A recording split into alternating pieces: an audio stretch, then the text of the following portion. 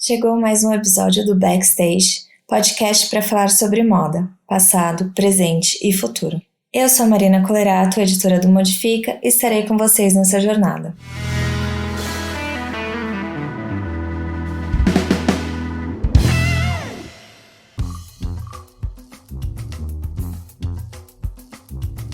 Estamos aqui com mais um episódio do Backstage. Dessa vez quem vai conversar com a gente é a Amélia Malheiros. A Amélia tem uma trajetória muito longa que ela vai contar pra gente.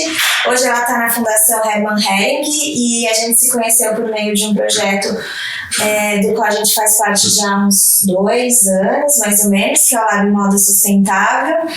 E convivendo com a Amélia espaçadamente nesses 2 anos, mais intensivamente nos momentos que a gente se encontrou, eu pensei que fazia muito sentido trazer ela para conversar e para vocês ouvirem, porque a Amélia tem experiência, tem muita positividade, o que vocês normalmente não estão acostumados nesse podcast, e é muito bom variar.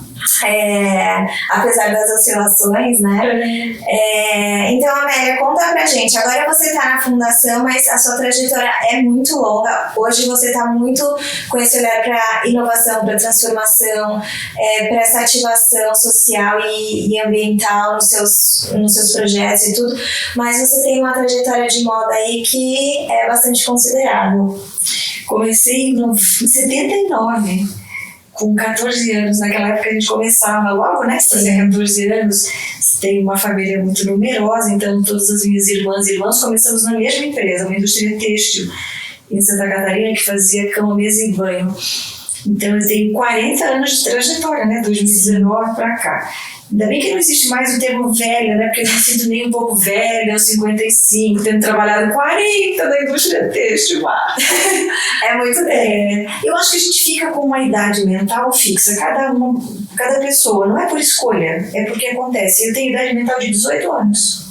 Eu sempre me sinto com 18 anos. Ah, mas você é muito mais amadurecida do que, pelo menos eu aos 18 anos. Pois é que não sei se nos meus 18 eu estava numa plenitude, numa felicidade, meu primeiro namorado, uma coisa louca. Então, o fato de eu ser vista como uma pessoa mais para ver copo cheio e positiva, é porque lá dentro de mim, acho que eu sempre estou com essa vontade de viver como quem tem 18 anos, sabe? Ir para a faculdade, abraçar novos conhecimentos. Muito curiosa, eu continuo assim, muito curiosa, né? Muito buscadora, ainda sabendo que está tudo dentro de mim, mas eu ainda assim, insisto em buscar um pouco fora dos autores que eu acredito e das pessoas que eu convivo. Então, tem esses 40 anos aí. Na Hering, na companhia Hering, eu estou há 28 anos, 25 dentro da organização e 3 na fundação. Mas a fundação já existe há 84 anos. Quase o tanto que a Hering. É um pouco menos, ela é de 35.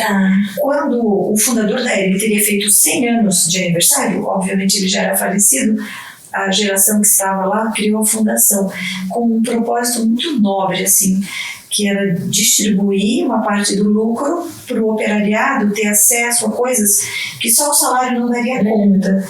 Como não tinha nem CLT, né, nenhuma lei social, nada que garantisse direito ao trabalhador, era uma vontade, né, da companhia, dos seus donos, que o operário tivesse direito a plantar, a ter, então, um acesso a comprar um pedaço de terra. Eles falavam até no estatuto, assim, sabe? Uma lambreta, uma vaca, sabe? A gente tem um livrinho bem amareladinho, assim, que é a Constituição da Fundação. E aí, quando eu estava me vendo, assim, aos 52 anos, dentro de comunicação corporativa e sustentabilidade, militando nessa área pelo menos nos últimos 15 anos dentro da companhia, a gente olhou para a Fundação e entendeu que ela era um diamante. Mas era um diamante bruto que precisava ser lapidado. A última mudança estatutária, né, nós somos obviamente observados sempre pelo Ministério Público, enfim, tinha sido submetida muitos anos atrás, então ela tinha um estatuto lá muito do século XX, a gente precisava trazê-la para o século XXI. E aí eu participei de um processo que talvez me ajudou a construir esse meu propósito, chamado Emera, com o Rogério Scher. O Rogério foi um executivo de Natura há muitos anos e hoje ele é um coach, enfim, um profissional que ajuda, acho que muita gente a se descobrir. Eu fiquei 3 dias vivendo numa vivência dessas, né, de grupo, E lá me deu muita vontade, assim, eu tinha no último exercício, depois de ter passado muitas horas em silêncio, muitas horas trocando, muitas horas meditando, enfim, tudo aquilo que a gente faz quando vai para um grupo como esse, você tinha que escrever uma frase para identificar um pouco daquilo, né, que você veio para esse mundo aqui para concretizar. E a minha frase saiu assim, que o que eu mais gosto de fazer é conectar e me conectar a pessoas para juntos a gente fazer grandes transformações. E aí falei, não estou mais no lugar ali, sabe? Estava pequena aquela cadeira, enfim, fiz uma proposta, olhei para a fundação, busquei um pouco de ajuda fora e fomos ouvir. E aí nós ouvimos, desde da companhia, os gestores, desde a alta liderança até muitas áreas, ouvimos a comunidade do entorno, ouvimos a comunidade dos estados que a companhia opera, ouvimos grupos focais, fizemos quase 47 entrevistas entre grupos e individuais para poder entender o propósito da fundação. As fundações e os institutos, eles passam a olhar não só a transformação social, né, como principal objetivo, mas como elas também podem trazer valor para o negócio, né, visto que elas são constituídas por um instituidor, né, uma família mantenedora, ou uma empresa, uma organização, como é o nosso caso. E aí nós encontramos no empreendedorismo de estilo de vida. Não é aquele empreendedorismo de ter uma grande ideia na minha garagem, vender minha empresa e ficar rico. Não é, né? Que obviamente tem o seu valor. Mas é aquela pessoa que quer empreender e se desenvolver como empreendedor. Como é que a gente pode impulsionar isso num Brasil que precisa tanto de empreendedores, né? De intraempreendedores também, como um mote assim, para a Fundação atuar. Então a gente tem 2 braços. Cultura, que trata mesmo da cultura, né, falando de guardar a história da companhia, dos fundadores, das marcas, são 140 anos de história, vão completar agora em 2020, e o outro braço, então, todo trata do empreendedorismo. E aí montamos um plano de negócio, não tem romantismo na fundação, né? Sim. Montamos um plano de negócio, vamos apresentar para o presidente da companhia, se fazia sentido trazer a fundação para o século XXI, com esses 2 tripés, o empreendedorismo e a cultura, olhando para dentro e para fora, para o pilar sociedade, como é que nós poderíamos fazer uma caminhada. E foi aceito o plano, bem aceito, né, constituímos um time. Nesse meio tempo, o museu, que a Ering mantém, já estava com uma caminhadinha boa de 6 para 7 anos, com um equipamento cultural importantíssimo, de resgate mesmo, de uma sensação de pertencimento do catarinense, do blumenauense, à indústria têxtil, que é uma indústria tão forte para o nosso estado, né? Santa Catarina ocupa aí mais ou menos o 2º lugar no cenário nacional em produção têxtil. Então foi um presente assim para mim poder sair de um olhar de dentro, né, que eu estava na companhia, para ocupar essa cadeira na fundação com um time tão maravilhoso, tão pequenininho, né, porque nós somos poucos. A gente brinca que a gente é startup da cultura, porque tem que fazer tudo com pouco recurso, tudo. E a gente tem algumas liberdades que a companhia talvez não tenha pelo seu tamanho e pela sua importância, que é fazer alguns exercícios, né? A gente brinca de prototipar algumas coisas, algumas caminhadas, algumas ações que para uma grande empresa é mais difícil. Sim. Então você pode usar um pouco, experimentar, com responsabilidade, enfim, porque você também carrega o nome, né, da sua instituidora, mas você tem essa liberdade e você tem um olhar para a transformação social. O teu resultado, que retroalimenta o sistema, não é o lucro pelo lucro. Sim. Tudo que você conseguir movimentar em termos financeiros, econômicos, ambientais, é para você fazer aquela roda girar mais bonita, maior, chegando no número maior de pessoas. E é isso que a gente tem feito. Então, né, com 40 anos, estou vivendo os meus 3 primeiros, na minha primeira infância, né, sou um bebê dentro da gestão da fundação, mas um presente, né, porque estou podendo resgatar muito, né, dessa caminhada e olhar para o futuro com mais esperança do que talvez se eu estivesse começando agora. Sim.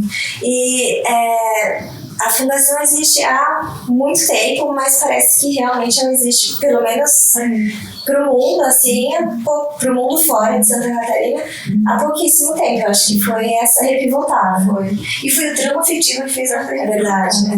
Eu tenho que colocar isso, assim, porque se tem uma pessoa que ajudou a gente a fazer essa caminhada, que talvez muitos conheçam, é o Jackson Araújo, né? Eu tenho por ele um carinho, uma admiração, um amor, assim, hashtag amo Jackson, porque ele sempre me faz pensar de um jeito, de um outro lugar de fala que eu não tenho, de uma vivência sociocultural, de um ativista, de um jornalista que cobriu a moda olhando de dentro da passarela, depois foi para veículos, né, quando estavam surgindo as mídias sociais, aí parceiro de grandes outros nomes da comunicação da moda no Brasil, mas conformado com a situação, com o status, né, atual da moda, por transformações pessoais que ele também passou, coisas de alimentação e olhar para a saúde e olhar para os excessos. Ele olhou para o excesso da moda e nós estávamos tomando um café pertinho da casa dele, aqui em São Paulo, sentados, e ele falou: Amélia, eu tô com uma ideia, tô querendo muito fazer um movimento para repensar tudo isso que eu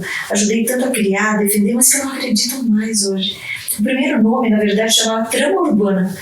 Daí esse Trama Urbana ficou na cabeça dele, ele elaborou um pouco mais, mas o desenho estava certinho. Ele já tinha até os nomes para quem chamar, ele tinha o desenho do programa direitinho.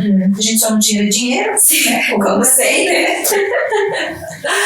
Mas a gente... É isso que eu falo, você não precisa ter dinheiro, não precisa ter helicóptero, não precisa ter casa na praia, não precisa ter nada, você só tem que ter um amigo que tem. Isso é verdade. E o Jackson tem um amigo que tem tudo, e você sendo amiga dele, você tem amigos que tem tudo. E ele falou: Amélia, eu estou muito afim de convidar assim 3 tutores que têm jornadas, né? 3 professores, 3 designers, 3 homens, mulheres, enfim, 3 pessoas que eu acredito que estão aqui na minha cabeça, que tem muita vivência, para poder trazer uma meninada nova que está saindo das faculdades, porque tem um gap entre o ensino formal e aquilo que acontece de verdade aqui no cenário, que não se preenche. Eu vejo isso acontecer, né? Esse insight veio para mim, para o Jackson, lá em Santa Catarina.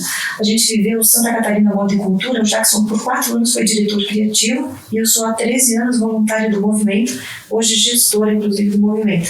Nós conhecemos um programa lá em Garopaba de um... Eu não vou me lembrar exatamente do nome dele agora, mas ele é responsável por um programa lindo que começou catando garrafas PETs no oceano, no mar, né, na praia, e fazendo pranchas de surf, e depois ensinando aquelas próprias crianças e as comunidades que cataram as garrafas, Jairo é o nome dele, Jairo Lumertz, a surfar com aquelas pranchas, porque elas também não teriam acesso a comprar pranchas de verdade.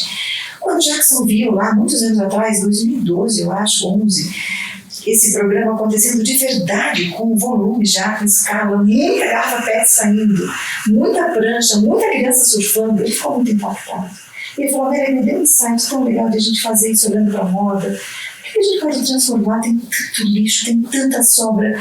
As empresas, né, lidam com coleções que precisam durar ciclos cada vez mais curtos, porque parece que o consumidor quer tanta novidade. E o que a gente faz com tudo isso que sobra dentro dos portões das nossas empresas e das nossas organizações?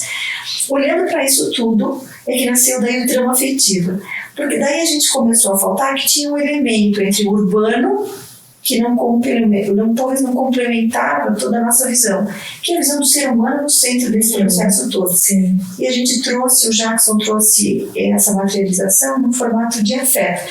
E aí, economia afetiva foi um termo que pela primeira vez eu ouvi da boca do Jackson, né? Depois foi popularizado, enfim, até apropriado, mas quem trouxe pela primeira vez, e que fala muito com a economia criativa, né? E fala muito com o capitalismo consciente, foi o Jackson, pelo menos para o meu universo. Então eu acredito a ele, a esse movimento, pelo menos para o meu universo.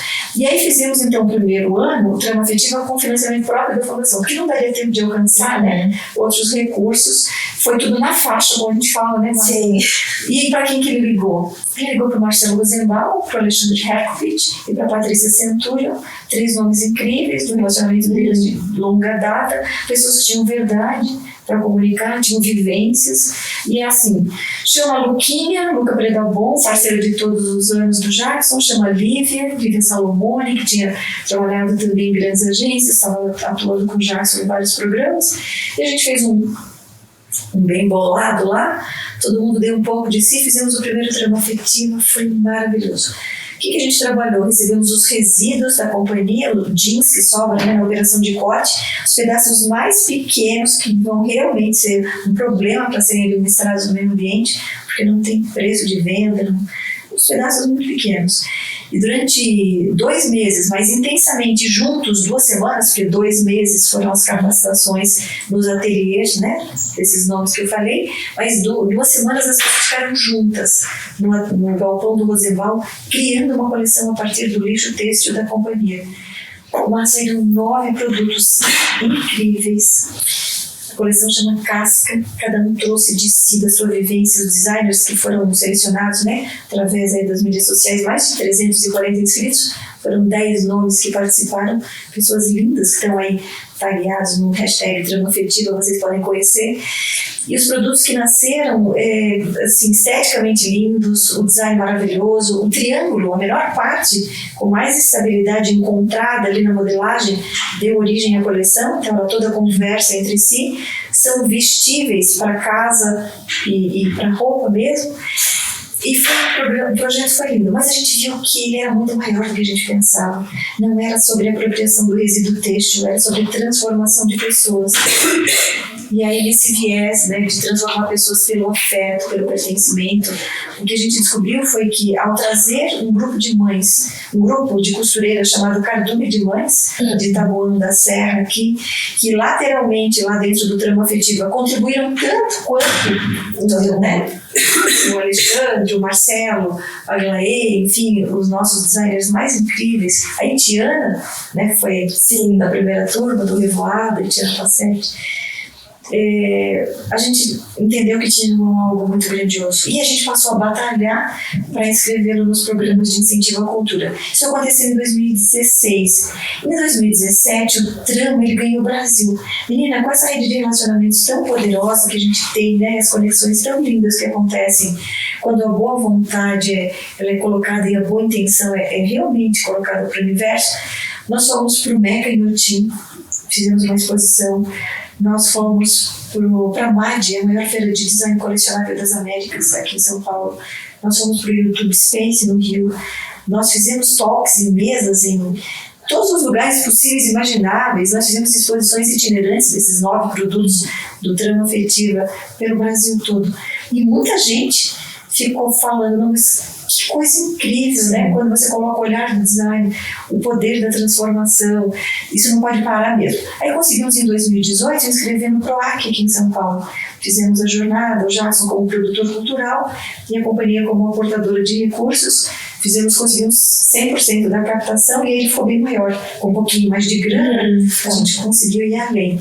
Então em 2018 nós trabalhamos o resíduo de malha, tão desafiador quanto o jeans, eu diria até mais. Também da Ering, né? Também da Ering, muito difícil. Criamos 25 produtos com o Alexandre, Marcelo, mas aí convidamos muito mais gente. Abrimos um fórum muito maior de discussão, trouxemos a Dani Leite, do Comida Invisível aqui de São Paulo, trouxemos o Cláudio, trouxemos tanta gente incrível que abrimos o primeiro dia do Trama Afetiva no IED, no Instituto Europeu de Design, fizemos uma transmissão também ao vivo, alcançamos um número incrível também, muito grande de pessoas curtindo e acompanhando a temática. E daquela jornada de muitas conversas, também passamos depois para um galpão, alugamos um galpão na Barra Funda e ficamos lá numa jornada.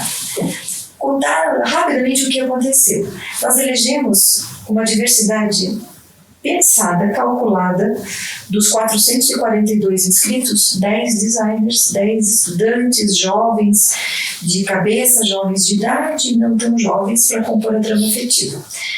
O Jackson e a Luca leram uns 442 portfólios e selecionaram gente que tinha 20 anos, saído da faculdade, mas que tinha já feito uma vivência muito legal, intercâmbio e tal, e com 50 que estava num nível de carreira que também já tinha visto muita coisa. Foi desafiador. O primeiro dia, a primeira chegada, quando eles chegaram, quando chegou o resíduo, né, que eles abriram aquelas caixas e viram aquelas sobras, naquele galpão todo preparado, tudo com muito acolhimento, eu estava lá e ficou muito marcado, assim, realmente no meu espírito aquele momento. O que mais me chamou a atenção? A gente estava recebendo ali no grupo uma pessoa que estava num processo de transição pessoal mesmo, assim, né? Entre se entender nascido homem e transitar para o universo feminino, mas isso estava em construção, né, na cabeça dela ainda. E ela não estava pronta para se expressar ao mundo, nem como homem, nem como mulher. E ela estava se dando o direito de usar uma máscara linda que ela mesma faz, com cabelo muito maravilhoso, roxo, black power lindo, e a máscara. Mas ninguém conseguia nem olhar direito, porque você encara uma pessoa num lugar que não é esperado encontrar alguém com uma máscara, você fica desconfortável, porque você tem preconceito, você julga, você tem curiosidade, mas você está num ambiente que te convida a ouvir, a refletir, a ter um pouco mais de sensibilidade. E eu fiquei muito curiosa para saber quem era aquela pessoa. E na primeira oportunidade, eu falei, Jackson, quem é? E ele me contou a história, eu fiquei querendo saber mais, e me apaixonei pela Isa, assim. É essa pessoa que está nesse processo de transformação. Tudo aconteceu muito rápido, né? Naquelas quase 2 semanas, 10 dias de vivência. Todos os dias eles ficavam o dia inteiro juntos, fazendo jornadas, desde conhecer o CEAGESP com a Dani, entender que a sobra de um alimento pode virar um prato de alta gastronomia, que é uma proposta também que ela traz. Que tudo que é lixo pode ter um valor inestimável para a sociedade quando você, né, traz de volta com outro ciclo. Então, no dia seguinte ao encontro deles no Galpão da Barra Funda, eles já foram para o CEAGESP. E no CEAGESP, na madrugada, você encontra pessoas que estão ali, né, trabalhando naquela dura realidade de carregar caixa, muito peso, que não estão acostumadas a ver, assim como nós também não estamos, uma pessoa, né, sim, com aquela roupa, com aquela máscara. E ela foi muito, acho que maltratada ali, se a gente pode usar uma palavra de verdade, o que aconteceu, foi muito ridicularizada, talvez, chamou muita atenção para um lado muito negativo. E no dia seguinte ela não apareceu no galpão, ela não voltou para a trama. E nós todos estávamos assim com o coração nas mãos, eu, o Jackson e a Lu, que é Lívia, nos ligando, criamos um grupo do WhatsApp para entender, será que a gente interfere? Será que a gente respeita o momento dela? Porque ela também, de certa forma, então, tirou a oportunidade de uma outra pessoa, né, para estar nessa trama, mas mais do que tudo a gente não queria perder aquela diversidade, queria entender como aquele universo dela em construção ajudaria a própria trama, porque também é um processo, né, de construção em conjunto. E o Jacques falou, olha, eu acho que eu vou me dar o direito, então, de fazer uma ligação, de perguntar e de colocar nossa solidariedade pelo momento que ela viveu ontem, de dizer que nós nos sentimos muito, mas não tinha como revidar, não é no espaço. Sim, não adianta também, não tem. Não adianta, você tem que tratar, acho que com outro olhar. E o Jackson fez isso, e foi muito bom, sabe? Porque ela recebeu, acho que ela estava esperando esse afeto, esse carinho. No outro dia ela voltou, então ela perdeu o sol no dia do drama. E ela teve uma participação linda, incrível, transformadora e que nos transformou. No último dia, no evento de encerramento, ela fez uma performance maravilhosa e eu virei assim, uma fã desse processo de respeitar, entender que nós, seres humanos, enquanto cada um, né, no seu microambiente, na sua individualidade, no seu corpo, em primeiro lugar, temos o direito de viver esse processo na nossa velocidade, no nosso tempo, na nossa expressão. Podemos nos comunicar como a gente achar importante para o mundo, né? Sim. Enfim. E o outro paralelo, assim, foi trazer uma pessoa que tinha uma experiência incrível, uma ampla costura, já tinha vivido tudo dentro de grandes empresas, mas que num núcleo tão jovem, porque o Trama trouxe pessoas, né, entre 20 e 30 ali, muito jovens, estava se sentindo velha. E ela também teve um desafio de fazer parte, e não como professora, porque ela não estava ali para ensinar ninguém, e sim para construir junto, que de novo é um papel de quem, falando, né, da sustentabilidade, de quem tem um olhar para o tema com um pouco mais de consciência, consistência, acesso à informação, vivência pessoal, não pode julgar que o outro, por não ter tido acesso, né, precisa ser menosprezado ou diminuído. Não é um processo do ensino à moda antiga. Um professor que fala e um aluno que simplesmente acorda e obedece. Não é sobre isso mais, né? É sobre a construção conjunta. E aí também a Zina desceu lá dos 50 e tanto, se transformou fisicamente, veio de cabelo cortado, novo, lindo, e veio para a trama toda animada. Dessa vez, com menos tempo, foram criados 25 produtos todos que quase têm dupla função, uma saruel que vira um casaco lindo, um moletom com lixo zero, todas as modelagens pensadas para ser lixo zero, e a sobra da malha que sobrou no ateliê para ficar lixo zero mesmo, eles ainda criaram uma almofada toda costurada, um parangolé, enfim, um casacão, tal, uma peça, né, que é muito conceitual, com toda aquela sobra emendada, que hoje é a peça mais bonita que tem à exposição lá no Museu da Hering, para que fosse realmente lixo zero. Deixou um aprendizado incrível de que você pode pensar o produto quando ele nasce, para que ele possa ter um ciclo mais inteligente, que você consegue melhorar os encaixes, que na indústria têxtil tem oportunidade. Se você não está querendo olhar a sustentabilidade pelo lado de abraçar a árvore, olha pelo lado de perder menos dinheiro. Sim. Olha pelo lado da economia do porque tecido custa, né? Tecido custa, gente. Água custa, químico custa muito, né? Toda matéria-prima, todo recurso custa. Mão de obra custa, né? Mão de obra escassa, custa, rara. E então a trama afetiva colocou a fundação no mapa do Brasil, sabe? Então a gente está super agradecido a todos esses trameiros. Um a gente chamou, né, carinhosamente trameiros, 2 que nos ajudaram a construir. O Jackson, que vai agora para o Trama 3. No Trama 3 a gente vai para o Centro Cultural de São Paulo. Legal. Um espaço que vai passar muita gente lá. A gente vai ampliar e está quase sendo um mini festival Trama, porque a gente está abordando outras temáticas em outros espaços, mas sempre olhando o upcycling, sempre olhando a transformação, sempre olhando o final do processo para voltar de uma forma para o início. E aí, dessa vez, eu acho que conseguimos influenciar a própria indústria, mais do que a Hering e a companhia, que está olhando para o Trama com muito carinho. Nós estamos com uma parceria com a Epson também, né, que está aí entrando no têxtil com muita força, trazendo soluções de customização pela estamparia digital, com geração de menos resíduo, menos estoque, né? Você pode ter a tua camiseta estampada ali na hora, enfim, na própria loja, inclusive, que é o caso da nossa parceria, que também é parceira financeira pelo PROAC. O próprio PROAC em São Paulo, a gente tem que fazer também um reconhecimento, né? Ainda mais, tipo, se a gente pensa em desmonte desse tipo de apoio, desses mecanismos, talvez o que acontece é que a gente não conhece, mas eles existem e eles funcionam. Podem ser bem aproveitados com seriedade, a prestação de contas e o acesso ao recurso é muito criterioso. Você tem ajuda, né, tanto para elaborar o projeto, como fazendo tudo certinho. Eu posso dizer que eu tenho uma boa experiência de 10 anos de Lei Rouanet. Eu já consegui aprovar mais ou menos em recurso para mais de 10 milhões. Não consegui captar tudo isso, porque aprovar o projeto é fácil. Captar são outros 500, né? Mas o que a gente conseguiu captar, tanto com pessoa física e jurídica, deu origem ao museu, aos restauros de prédio, à manutenção do nosso plano anual. O que o Brasil tem, e eu tive acesso a uma pesquisa do IDES bem recente, é uma baixa cultura de doação.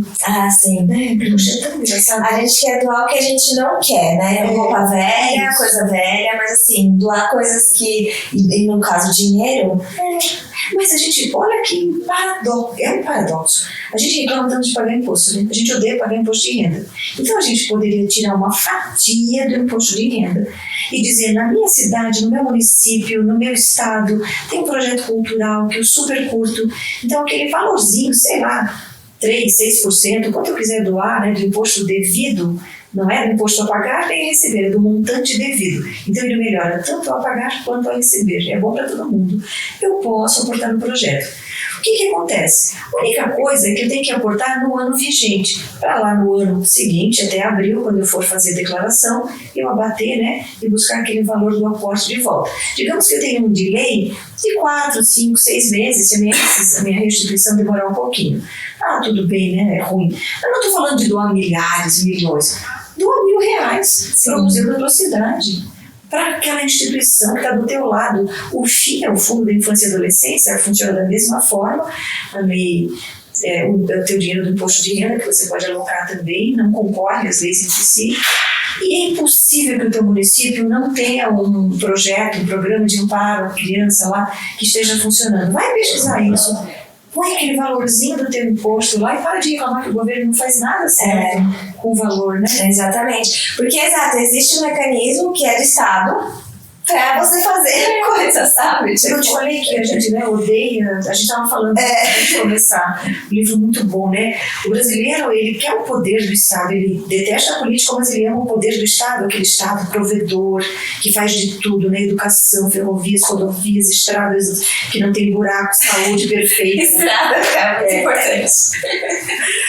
Mas ele acha que o político é um ser, assim, quase um extraterrestre, né? Que veio de uma outra galáxia, assumiu, né, o comando desse sistema, que também é algo, né, que não se explica, mas esquece que o político é ele, porque foi o voto dele, e é ele próprio, quando não o parente dele, ou nós próprios, que estamos lá nos cargos eletivos, que fazemos essa máquina rodar. Exatamente. E eu acho que também, falando de PROAC, Rouanet, de que você pode dar, eu não sei se também tem um misto de falta de conhecimento, mas tem um misto de até um pouco de falta de boa vontade, sabe? Porque falta mesmo, sabia? Começa no contador.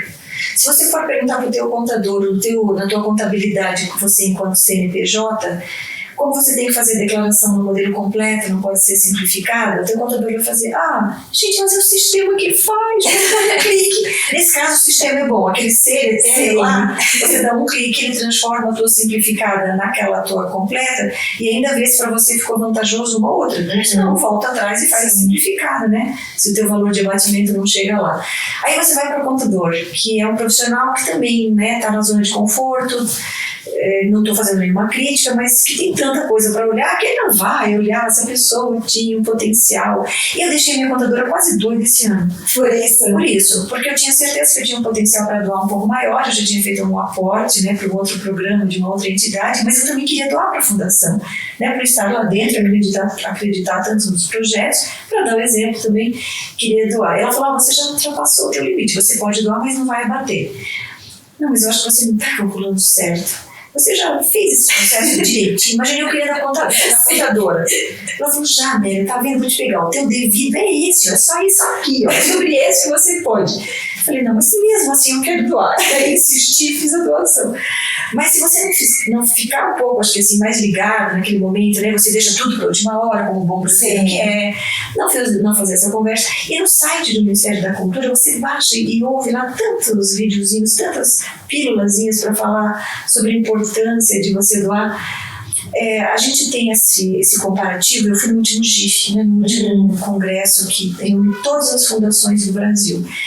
Eu fiquei muito preocupada. A gente vem olhando 16, 17, 18, em média, decrescendo 30% o valor de doações para todas as causas, olhando global. As causas que eles chamam de causas duras são as que mais sofreram. Elas sofreram duplamente. Sofreram porque a causa é dura. O que é? Qual? Dá mais direitos civis. Sabe? Será que aquele cara que está detido, ele tem realmente que, a princípio, para todo mundo lugar de bandido é na cadeia? Sim. E, aliás, ainda tem gente que diz que bandido bom é bandido morto. Então, direitos civis é considerado uma causa dura. Imagina uma entidade, uma ONG, que vai trabalhar pelo acesso à justiça digna, né, daquele cara que está lá detido. Já recebe menos recursos da sociedade. Quem financiava essas ONGs? As entidades internacionais. Os Fords, Kellogg's, enfim, da vida aí, os grandes Gates, enfim, os grandes mecanismos de financiamento lá de fora, as suas instituições e fundações traziam esse dinheiro para o Brasil para poder fazer também um pouco desse aparato aqui funcionar. E essa redução drástica trouxe um prejuízo enorme, então isso já me preocupou muito, né? Uma diminuição por si. Um momento econômico também, né? A gente está vivendo aí uma necessidade, né, de olhar primeiro para as suas necessidades básicas, enfim. Então, o que sobra, como você falou, às vezes é um sapato velho, roupa velha, coisa que a pessoa não precisa, mas você acha que pode doar. E o teu recurso. Agora, tem uma coisa que a gente pode doar, que não é nem sapato velho, roupa velha, nem dinheiro, que eu acho que é algo que a gente hoje tem de mais precioso. Nós todos estamos fazendo aqui uma para outra agora, hoje, né? Que é do nosso tempo. Sim. Eu vim para São Paulo esse final de semana para participar do PEF, desse festival, que estou sabendo aí por você mesmo que está na 7ª edição, que eu não conhecia tanto, que trabalha em criatividade, inovação. Nós duas participamos do Lab Moda Sustentável por quase 2 anos, doamos o nosso tempo, o nosso conhecimento, a nossa boa vontade, o nosso afeto, a nossa escuta ativa, o nosso desaprendizado, porque a gente foi lá com tanto conceito e preconceito, e a gente teve que desaprender tanta coisa quando a gente viu a costureira dar um banho da gente de cidadania, de ética, de responsabilidade, e a gente nesse lugar aqui do pedestal, né? Então, para todo mundo que está ouvindo a gente, acho que tem uma coisa que a gente pode doar, que é o tempo. E o tempo, ele pode ser doado de tantas formas, assim. Então, digamos que você está fazendo a tua caminhada matinal, que é algo que eu faço, né? Teoricamente 3 vezes por semana, que quando não chove, tá? Eu dou uma caminhada na rua. Eu saio com uma sacolinha para juntar o lixo. Você viu que, inclusive, isso é um novo esporte? Não. Chama... É verdade. Agora eu não vou lembrar exatamente o nome. Enfim, eu vou escrever, eu vou achar a matéria e vou colocar aqui na pauta, mas que é um esporte que, inclusive, existe um baixo assinado para que ele venha para as Olimpíadas de 2020, alguma coisa que vai ser na Califórnia, que é você fazer o seu esporte, seja correr, seja caminhar, enfim, que você está fazendo ao ar livre, né, ou na praia, e ir recolhendo lixo. Começou um movimento na Suécia, se eu não me engano. Sempre na Suécia. Suécia está faltando lixo. Eles estão reciclando tanto que o lixo que era usado para combustão, para gerar energia, está faltando lá. E eles começaram esse movimento ensinando o consumidor como pagando, né, se você não estivesse direcionando o teu lixo direitinho e tal. Eu comecei esse movimento de catar lixo lá caminhando, brigando com o marido, porque ele não queria que eu catasse lixo caminhando. Ele falava, você é louca, você não...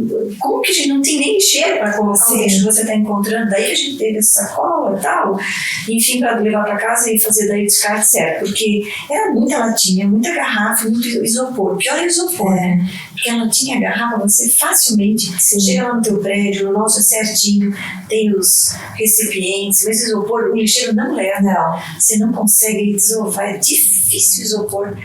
Daí eu fui convencendo, porque não me dei por vencida. Eu falei, bem, então se você não quiser, deixa. Mas eu não vou carregar. Ele falava.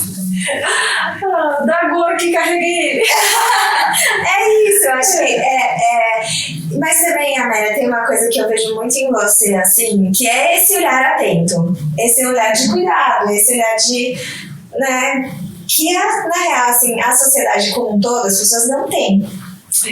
Que era o que a gente estava falando também, de, por exemplo, a gente andar em lugares que, em tese, não faz nenhum sentido as pessoas estarem jogando lixo na rua, que são bairros nobres, ou até mesmo dentro de festivais de inovação e tal, ou lixo no chão, ou lixo fora da lixeira. Porque, assim, as pessoas não têm uma atenção a nada além do, acho que, de correr contra o tempo, né?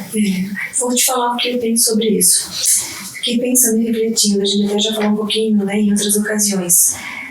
Como eu fui uma filha muito cuidada, assim, né, dentro da humildade das condições da minha família, eu fui vista, ouvida, sentida, né, tive pais carinhosos, que se preocupavam comigo, com o mínimo, nunca faltou nada, a gente tinha tudo do pé, né, a banana do pé, a goiaba do pé, a fruta, e foi assim que a gente viveu, sobreviveu e se desenvolveu.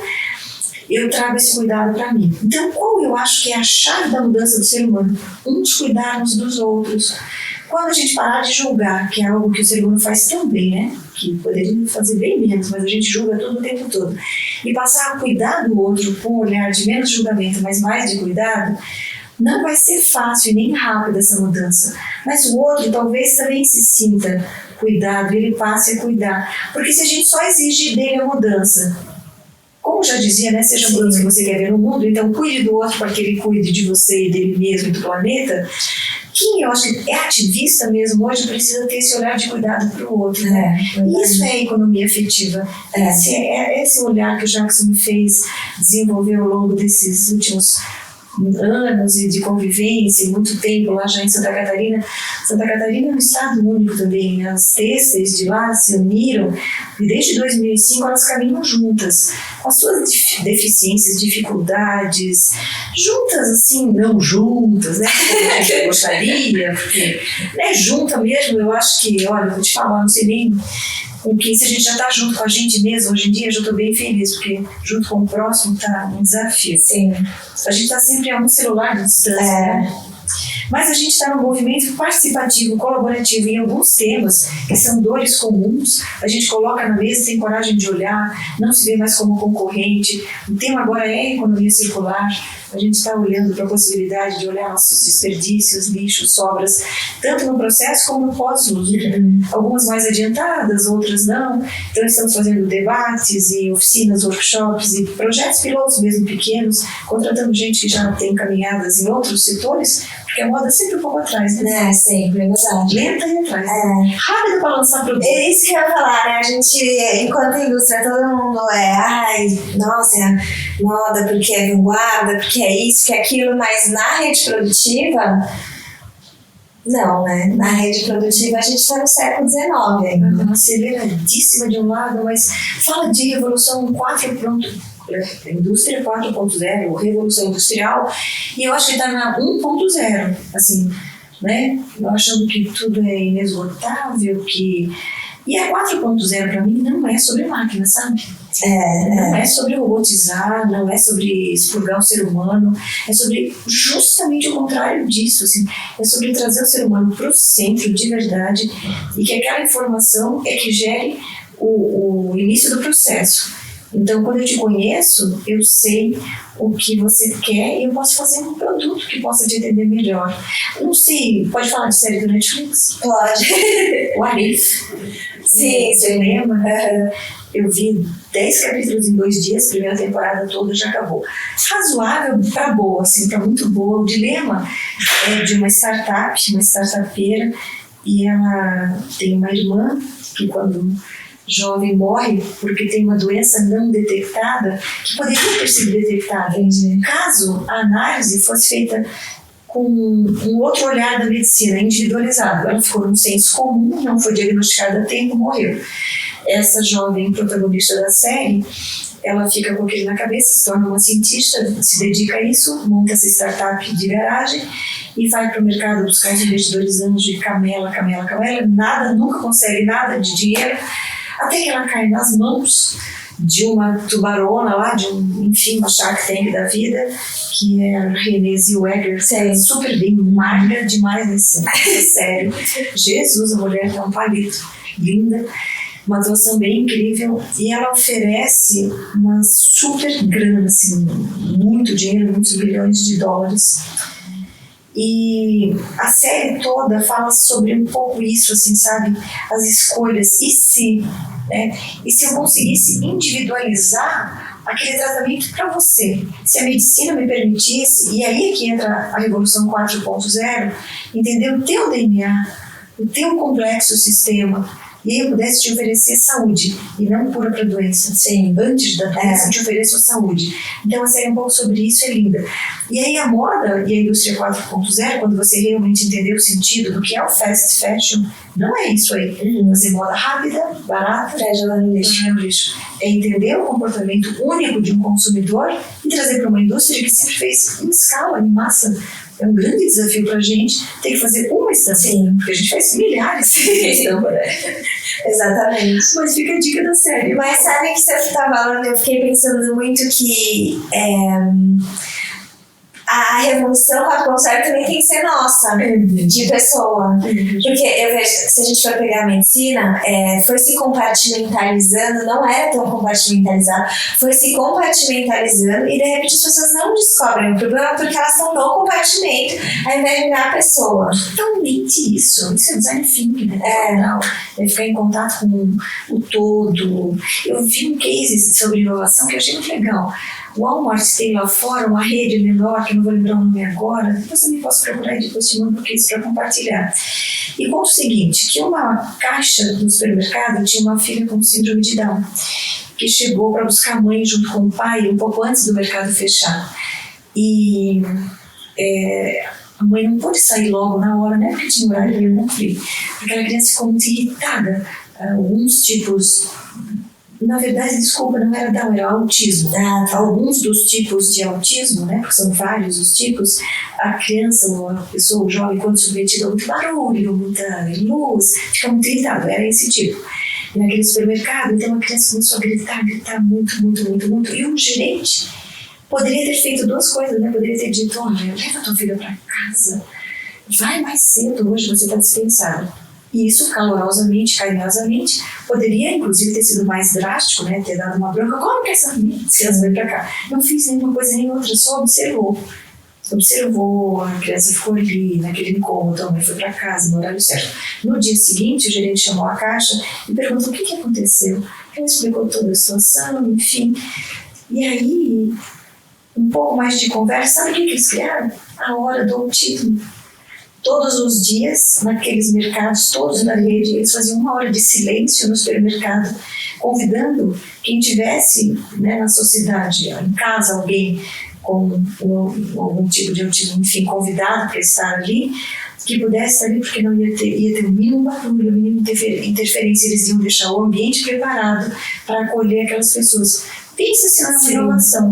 Não custou nada de dinheiro. Não é mil tecnologias. É um olhar e é ter paciência para conviver com, entre aspas, o problema. Não sei se fosse um problema, mas inovação a gente fala conviver com a dor, né? Sim. Conviver com a dor, e quanto mais você convive. Então a nossa transformação da 4.0 é o autoconhecimento, é a sombra, é a sacola. O livro que eu estou lendo agora, que fala um pouco isso, é tomar a vida nas próprias mãos. Faz uma comparação do desenvolvimento do ser humano nos setênios, tem uma base antroposófica muito interessante, que eu estou começando a descobrir agora, muito novo tudo isso para mim, então ainda não posso falar sobre o tema, não tem nenhum mistério, não é nada muito elaborado, mas como se você fosse estudar a tua bibliografia, com muita atenção, entendendo que quem já estudou antes de você sobre isso, sabe o que acontece do 0 aos 7, do 7 aos 14, dos 14 aos 21 e assim vai. E que você espelha as fases anteriores em fases, né, para frente. Então, muitas coisas que você vive hoje são questões aqui dessa tua infância, da adolescência, dos teus primeiros anos de adulto, que você não deu atenção, não observou, jogou para a tua sacola interna, para a tua mochila, que alguns chamam de sombra. Uma gaveta proibida. As gavetas, milhares de gavetas. Aí abrir essas gavetas e a nossa revolução 4.0. E você sabe que você falou isso, e aí eu tava lembrando do André, do Carolhal, que é nosso amigo em comum, e que às vezes quando eu tô muito desesperançosa, você perguntou se eu oscilava, e quando eu tô muito desesperançosa, eu lembro do último livro dele, que é O Vivo ao Fim, e que fala um pouco sobre essa necessidade de going down total, pra gente realmente quebrar. E você encontra isso também um pouco, que nele tem os fluxos dos 4.000 anos, e a cada 4.000 anos, essa coisa toda. E que a gente vive também, de certa forma, um processo inédito, que é falar sobre autoconhecimento. Que nunca foi falado, que sempre foi desprezado e que não era uma coisa importante, e que agora a gente está vendo que é isso que molda a gente enquanto pessoa e, enfim, na sociedade, né? Então, como eu sou mais velha, né, vou falar lá dos anos 80. Nos anos 80 a gente falava autoajuda. Porque a gente achava que a ajuda vinha de fora. Verdade, faz então, sentido. As pessoas na ERIC me chamavam a menina dos livros da autoajuda. Era verdade, porque teve o boom dos livros da autoajuda. Louise Hay. Sabe, eu sou do time da Louise Hay. O corpo tem suas razões, o corpo fala, enfim, e daquela leva toda, né, daqueles pensadores todos lá dos anos 80, a gente foi evoluindo da autoajuda, entendendo que a ajuda, né, não estava no outro, enfim, era só você se conhecendo as suas reações. Depois, quando eu, agora, recentemente, fui fazer uma vivência também de programação neurolinguística, também curiosa, assim, sabe? Nada para atuar na área, nem sei para que eu faço tanta coisa. Enfim, fiz os dois primeiros níveis, o Starter e o Practitioner, né? Não fiz o Master. Mas já deu para aprender uma coisa. Se eu tivesse aprendido só isso, eu sempre digo, eu teria economizado anos de sofrimento, de terapia. Meu Deus. São os níveis de consciência. Eles colocam assim, né? Você tem o nível do ambiente, que é quando você olha mais para fora, é onde tudo acontece, mas está fora de você o controle. Então, por exemplo, se você chega tarde no trabalho, não é porque você acordou tarde, se programou mal, é porque o olho, você quer assim, é mais ou menos assim, sabe? Se o casamento não deu certo, puxa, mas também é o marido que não sabe baixar a tampa da privada, enfim. Você coloca no outro, é o teu chefe que não te entende, que não te deu chance, o teu marido, teu namorado, tua mulher, a relação, o governo, é o outro. O primeiro nível, e é o nível onde nós operamos, a maioria de nós, quase todo o tempo da nossa vida. O segundo nível, que a programação neurolinguística fala, é o nível do comportamento. Quando a gente já faz uma jornadinha interior, a gente fala, não é que eu podia ter levantado mais cedo? Não é que eu podia ter me programado melhor? Mas esse governo nem é tão ruim assim, né? Afinal de contas, fui eu que botei, eu sei lá, qualquer coisa assim. Eu começo a analisar o comportamento, ou pelo menos da próxima vez vou votar melhor, ou vou consumir com outra característica, né? Enfim. Então eu começo a olhar o comportamento. Só quando eu comecei a olhar o comportamento, eu não culpo mais o ambiente e aí eu começo a questionar os meus valores. É o terceiro nível. Nesse nível, quando eu estou olhando meus valores, daí eu preciso fazer essa busca, né? Mas eu acredito em quem mesmo? Eu digo, né, que eu acredito na colaboração, no trabalho colaborativo, mas vem dar um pitaco aqui no meu design, daquilo que eu criei, na cor que eu botei naquela estampa. Ah, meu Deus, eu acho que filhos têm que ser criados do jeito tal, mas eu sou Macaxias com a minha filha. Aliás, eu acredito muito em inovação, mas desde que ela seja sempre feita do mesmo jeito. Enfim, então eu preciso questionar valores, o que de verdade eu acredito. Eu não preciso contar pra ninguém, sabe? Tem coerência.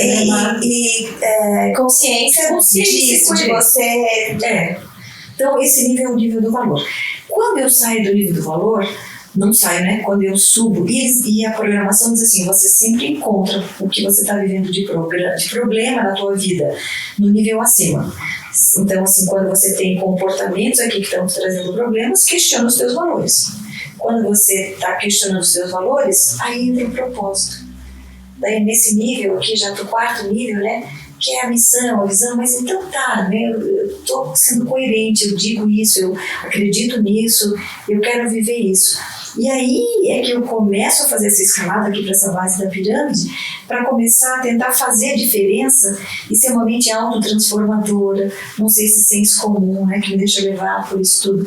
Então, alguns autores trazem como 6 níveis. Nesse nível último aqui, eu começo a atuar pela base da pirâmide. Eu já estou tão ou bem resolvida, ou me aceitando e me amando com as minhas imperfeições, que eu começo realmente a atuar aqui por essa base. E aí eu, né, faço toda essa caminhada, mas olhando também pelo outro, olhando, eu meio que sou o sol, assim, né? Sim. Eu consigo ter todos os arquétipos ali dentro de mim, enfim. Acho que poucos de nós conseguem fazer essa iluminação do Buda, né? Sim. Mas a jornada é muito bonita. Só você sair do nível do ambiente, de culpar todo o outro, e olhar para o teu comportamento, já é uma evolução planetária. Totalmente. E eu estava tendo uma discussão com algumas amigas da importância disso para quem fala de transformação. Porque às vezes a gente está num núcleo, num cluster, falando sobre transformação e mudança e ativismo de diversas formas, mas a gente está nessa base bem base que, na verdade, cara, a gente não vai conseguir nenhum tipo de transformação se é só do outro, se não é a nossa. Nossa, meu Deus, acredito demais nisso. E a gente tem vários embates, né? E aí por isso que a gente vê tanta briga de egos dentro dos ativismos e desses movimentos de transformação e tal, porque é isso, se a gente não olhar para essa pirâmide que você acabou de falar, não tem a tal indústria 4.0 na gente. Esses níveis neurológicos aí da PNL me ajudaram muito. Eu nem me lembro mais de muito conteúdo que eu aprendi, enfim, né? Tem tanta coisa bacana. Ela foi muito mal interpretada, assim, nos anos 70, quando veio trazida para o Brasil, que é, assim, também uma forma muito manipuladora do outro, né? Quanto mais consciência tem e menos consciência o outro tem. Sim, é. Quando você tira uma programação para colocar outra programação, qual é essa outra programação que vai entrar? Eu tenho um amigo muito consciente, assim, o Edson Amaro, um buscador, e ele disse, olha, Maria, não faço muita coisa aí não, desses gurus que se apresentam. A minha programação é ruimzinha, mas é a minha, assim, tá acertada aqui. Eu não sei qual que está aqui dentro.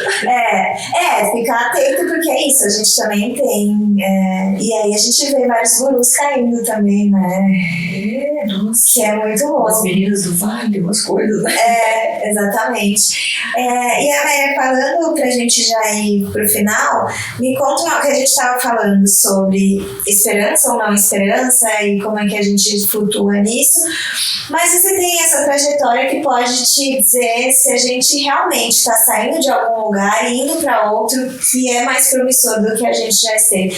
Tanto a indústria da moda, que acho que você tem essa vivência, às vezes eu fico com o sentimento de que estão muito devagar, né, que é essa questão da urgência, ou Às vezes eu falo muito isso, eu falo assim, às vezes eu tenho a percepção de que essas coisas estão mudando para que elas continuem exatamente do jeito que elas estão. Ótimo.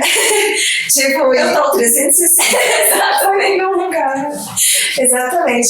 E o quanto, né, assim, você teve essa cadeira de executiva dentro de uma indústria, né, dentro de uma empresa corporativa e tal, que tem isso, às vezes a gente na moda não acha que é tudo um glamour, né, mas a gente tem um grande corporativismo dentro, principalmente do varejo e tal.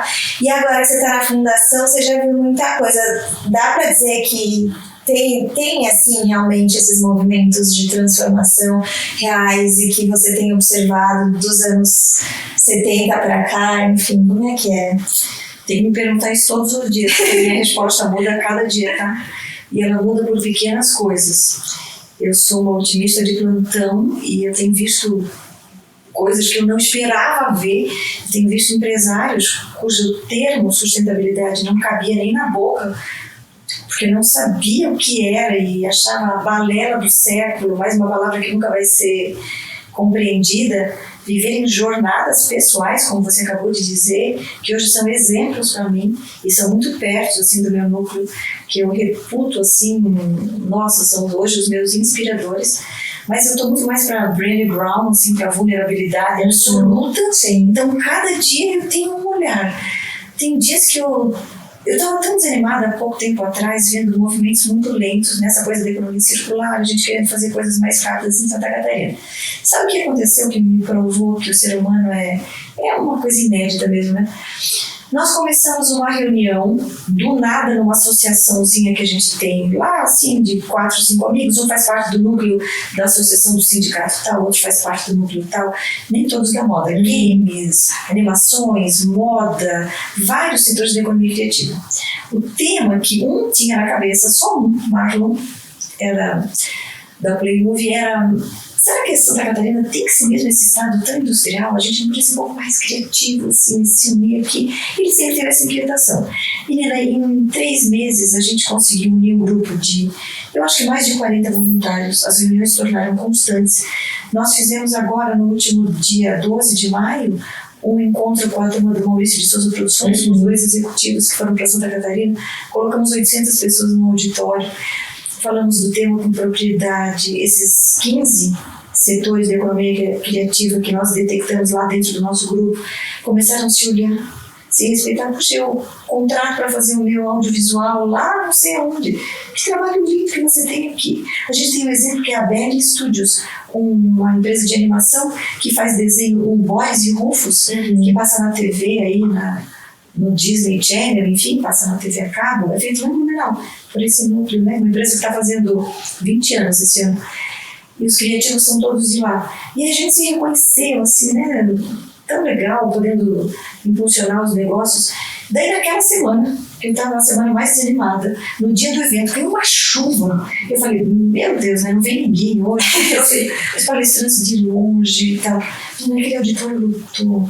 E depois ninguém ia mais embora. A gente fez um network, uma ativação. Ficamos numa conversa tão boa. O grupo do WhatsApp, o grupo mais ativo que eu já participei. Já estamos com outros encontros marcados. A moda presente, mas outros setores da economia presente.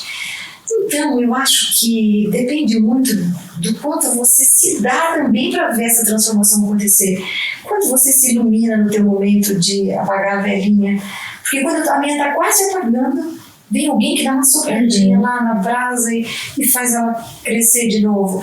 E pode ser, né, alguém dentro do teu núcleo, dentro da tua casa, um abraço, né, de alguém que te aconchega, alguém que te desafia, um gestor que te faz olhar, escuta, mas essa conta não fecha, precisa ver o tripé aí, agora, né, o pilar da cultura também, porque a sustentabilidade é muito mais do que isso foi entendido no passado e tal. Então eu gosto dos 2 olhares, do crítico, do caloroso, do amoroso, e acho que os pequenos movimentos têm sido feitos do indivíduo para fora.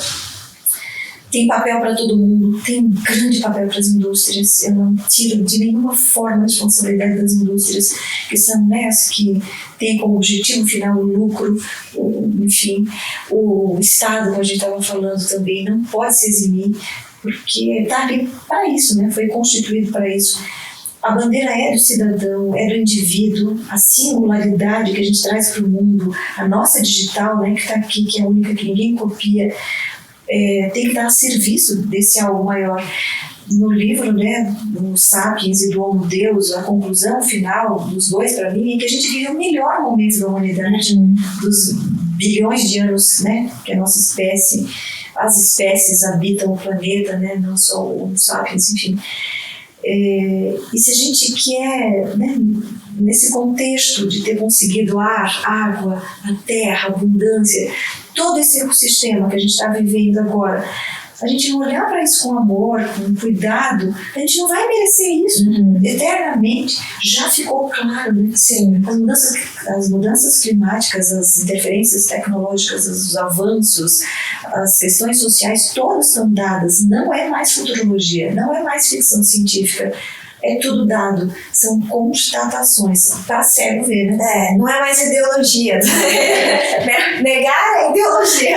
Aceitar é tipo ciência, né? Então eu posso dizer que tenho visto assim, mais copo cheio e mais luzes se acendendo e mais pessoas vindo para o entendimento de que primeiro precisa haver essa busca interna, olhando para a sua casa, olhando para aquilo que pode fazer, participando, né, do seu núcleo primário e tentando influenciar o núcleo secundário, com uma fala, cada um do seu jeito. Não coloco também assim, porque todo mundo fala os jovens, as crianças que já estão vindo aí, os índicos e tal. Não, é de todo mundo. É de todo mundo. Então, oitentinha. Exatamente. Um planetinha respirando o mesmo ar. Né? E é isso, tipo, se a gente for pensar, que nem você falou, falando do seu marido na segunda profissão com 50 anos, ainda tem mais 40 para ver bastante tempo, né? E é isso, a gente não é só os jovens, porque, cara, a gente ainda vai viver também mais bastante tempo. E viveremos como, né? Com quais profissões? Exatamente. Esse, obviamente, é um outro podcast maravilhoso aqui, porque para a gente falar que profissões viveremos, que soft skills, né? Que comportamentos, né? Que não serão mais só a engenharia, a ciência, matemáticas exatas, que outros comportamentos a gente vai precisar adquirir para alcançar profissões que não estão inventadas, indústrias que não estão criadas, porque essa indústria que todos nós queremos trabalhar, desse ambiente lindo, bacana, cheio de valor, não existe. Não existe. Quem cria somos nós, no dia a dia, né? Isso é um grande desafio se a gente for pensar em moda e que sempre foi sobre produto e colocar um monte de produto em massa, em escala, e agora olhar para você enquanto empresa, enquanto pessoa criadora, estilista, whatever, nesse universo é muito desafiador mesmo, porque o que a gente vai fazer? O Jackson fala muito isso, sabe? Ele fala assim, moda não é mais sobre produto. Aliás, o André fala belíssimamente isso, né? Aprendi demais com o André, sou fã, assim, incondicional, né? O primeiro livro dele me transformou muito. E o Jackson também, eu tenho os dois em alta conta por isso. E ele fala isso, não é mais sobre produto. As marcas que não descobriram ainda, não é que o produto tem que ser feio. Não, que não vai existir produto. Não vai existir produto. Não é isso. Nós vamos continuar nos vestindo, dançando, comendo, bebendo, andando, usufruindo bens e serviços. Não queremos voltar para a idade da terra. Sim, não eu, é pelo menos, não quero. Né? Eu gosto bastante de conforto. Mas não é mais a qualquer preço. E não é mais só sobre isso, é também sobre isso. É a partir disso. É isso. Na moda, por exemplo, né, que a gente estava falando da tão batida coisa da moda que te dá a identidade. Que identidade é essa, né? Que transformação é essa que você pode fazer pela moda como uma plataforma democrática, lateral, que pega todo mundo. É muito boa essa, né? Porque é sobre identidade, mas que identidade? Porque até hoje sempre foi uma identidade de um pertencimento até meio tóxico e nocivo. Se a gente for olhar para a revista, elitista. E aí, nesse ponto, eu também acho até, você trouxe, que é uma coisa que a Carol trouxe no outro podcast, que se a gente for ser um pouco positivo, de fato, e ver o copo mais cheio, é que como a gente tem com a internet os movimentos acontecendo fora do núcleo da moda que a gente conhece como ou o grande varejo ou o Limbo Fashion, que são as passarelas e as revistas e tal, se apropriando disso para ele ficar de fato mais democrático e não ser só mais sobre produtos, ser sobre várias coisas. O Brasil Eco Fashion Week é um grande exemplo, né? Conheci no mínimo lá dos 40 designers e marcas que estavam expondo aqui na MIBS. Talvez eu tenha falado com umas 12, assim, porque fiquei 2 dias, mas não consegui falar com muita gente. E eu não tenho mais comprado muita coisa, preciso confidencializar isso. Assim, eu, né, falei pra você que a minha fase anterior eu comprei muito. Ai, depois eu fiquei guarda-roupa cheio, casa pequena, não tinha mais lugar pra guardar nada, e comecei a achar que eu precisava de menos coisa, e, enfim, fiquei mais inteligente assim no guarda-roupa. Meio que criei uma pirâmidezinha, assim, que agora eu consigo combinar as coisas. Eu comprava uma coisa e não pensava. Chegava em casa, não combinava nada com nada, ficava aquela coisa perdida. Daí lá no Brasil Eco Fashion Week, menina, me deu uma vontade de consumir. Meu Deus do céu, Jesus. Eu ia conversar com a designer e ela ia contar uma história. Como ela começou a carreira e como ela começou a marca, os desafios e a modelagem linda. Tinha uma peça de linho que dava para usar de 4 jeitos. Vamos dizer que custasse assim, uns R$400. Fiquei pouco assim, porque estava um pouco acima da minha faixa de preço para aquela hora, para aquele momento. Falei, vou dar uma voltinha e daqui a pouco eu volto aqui. Fui olhando, falei, eu tenho que comprar aquela peça. Tô louca, eu não comprei, eu queria perder o resto. Voltei, assim, uma meia hora depois, não estava mais lá, né? Perdi a peça. Daí fiquei pensando, olha que interessante, né? É sobre isso. Quando você conhece a história que estava ali, a pessoa que criou a peça bem feita. Eu amei o produto, amei a história, amei tudo. Aí a relação custo-benefício já é outra, sim, já muda aqui na minha cabeça, porque eu já vou pensar na combinação da durabilidade, no litismo, no design, enfim, né? Em como eu quero ser vista também, por isso a identidade, sim, né? E não é para ficar bacana para consumir, né? O sapato da Insecta, sim, a peça da Alma, né? Sim, não é para isso, não, que a gente está se servindo. O corpo não é mais esse cabide, né? A gente está falando para depois disso. Isso é o que ficou lá no que você falou, né? Do Olimpo, da hegemonia. Mas foi o lugar ali, eu falei pro Rafael e pra Fê, que foi o único lugar que eu quis consumir. Eu queria comprar tudo. Sim. Meu Deus do céu. Porque não era sobre produto, não, né? Apesar de... Era sobre... Exato. Exatamente. Acho que é isso. A gente teve um papo longo, mas quem tiver dúvida e quiser deixar comentários, depois eu dou um toque na Amélia e falo. Vocês podem acompanhar o trabalho dela pelo Fundação Ering, Fundação Ering, ou Amélia Malheiros também, para me encontrar nas redes sociais.